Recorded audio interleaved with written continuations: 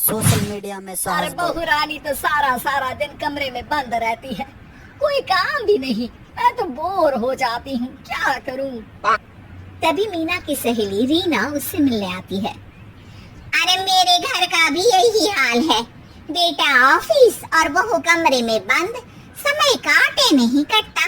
लेकिन अब सच मानो तो वक्त ही नहीं है कि वक्त से रोटी भी खा लूं। अरे बहन, मुझे भी बता दे कौन सा जादू चलाया है। मैं भी अब जिंदगी के बचे कुचे दिन आराम से काट लूं। दीवारें देख देख कर तो बोर हो गई हूँ मैं। रीना मीना को एक स्मार्टफोन देती है।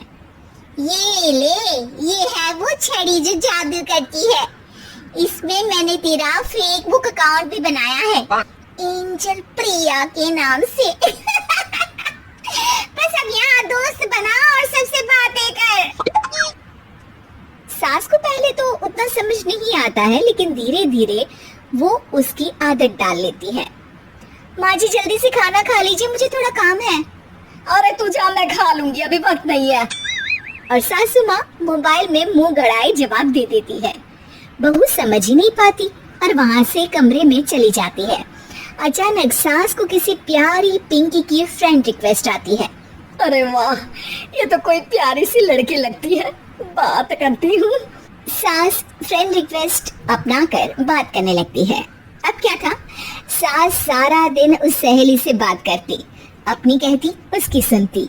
एक दिन सास फोन पर ही सरगड़ाए। अरे बहू, जरा मंदिर के लिए थाली सजा दे, आज कीर्तन है।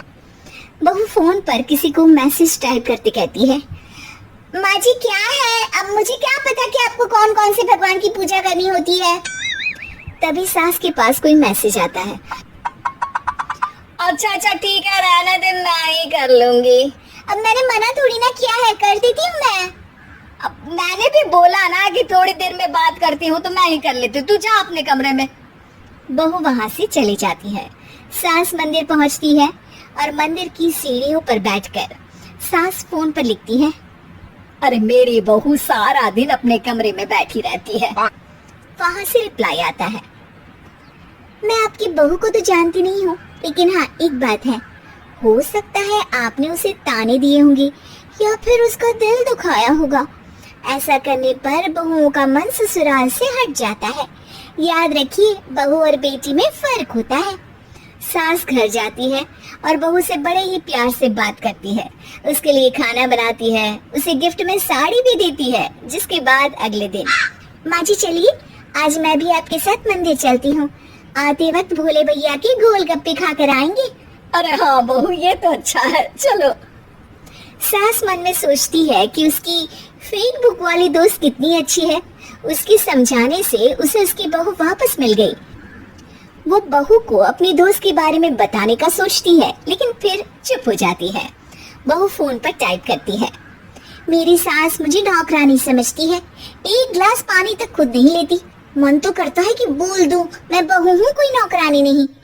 वहाँ से रिप्लाई आता है, देखो तुम्हारी सास को तो मैं भी नहीं जानती, लेकिन वो बुजुर्ग होंगी।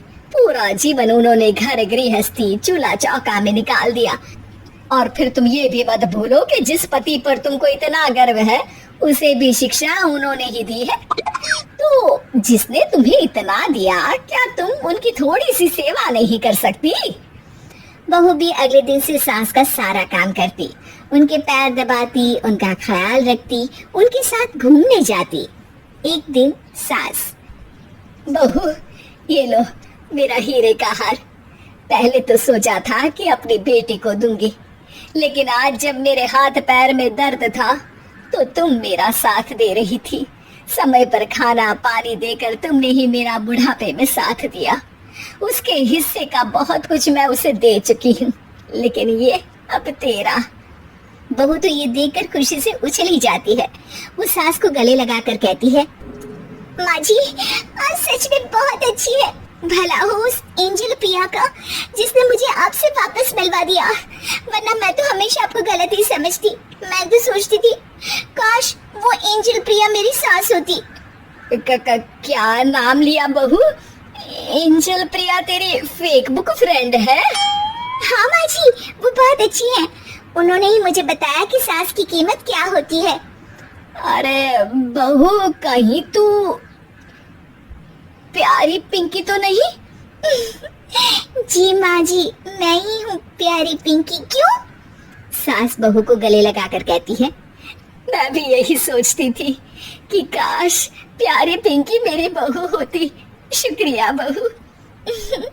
सासू माँ, शुक्रिया तो हम दोनों को फेसबुक और सोशल मीडिया का करना चाहिए, जिसने हम दोनों को एक दूसरे से दिल से मिला दिया। अब तक दोनों को समझ आ गया था कि जो खुशी वो बाहर ढूंढ रहे थे, सच में तो वो उनके घर में ही थी।